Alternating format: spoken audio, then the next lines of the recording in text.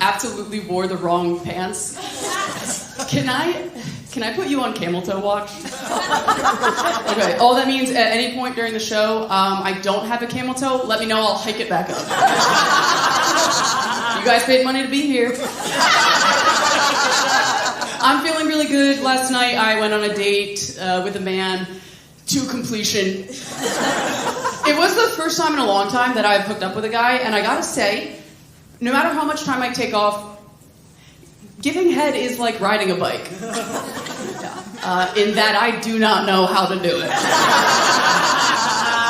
I wish my dad would have taught me. When it comes to dating, I'm a big fan of friends with benefits. And I know that's really risky. I mean, believe me, this is true. At one point in my life, I had a friends with benefits, and the friend passed away, taking with him most of those benefits. And here's the thing, I've done a lot of casual hookups. I know how to do the game of it, because it is a game. You're playing to see, you don't want to be the one who catches feelings. So you're playing to see who can care the least, who can be the most distant. So, for the other guy to just up and die, it's kind of like, we get it.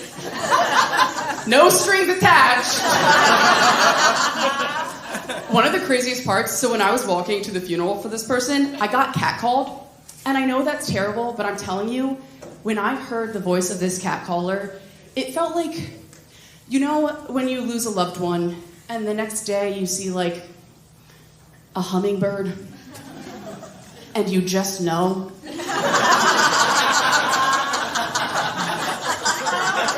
Well, imagine that hummingbird was an old man screaming at you about the exact body part he loved the most.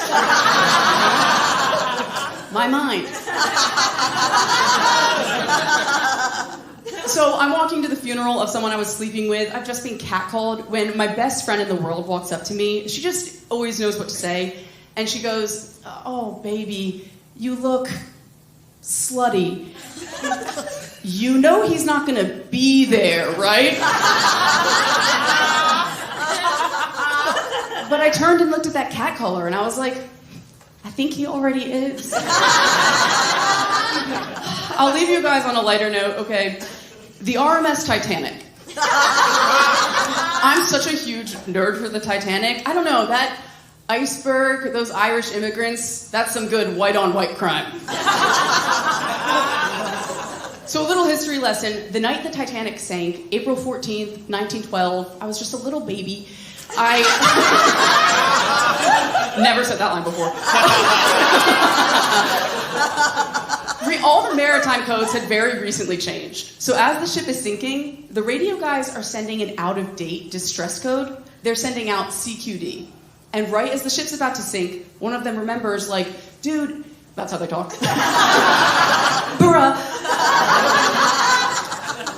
I need to stop riffing on this show. They were like, oh my God, we're sending the wrong code. We're supposed to be trying the new code. Send out SOS. But it was too late. Here's my beef with that.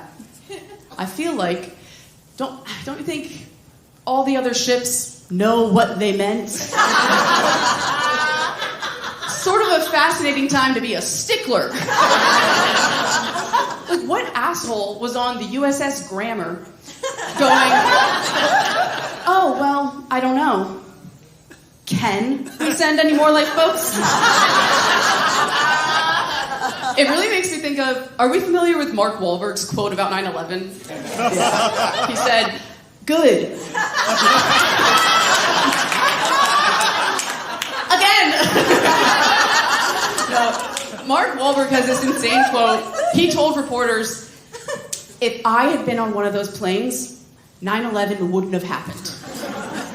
Oh, that's how I feel about the Titanic.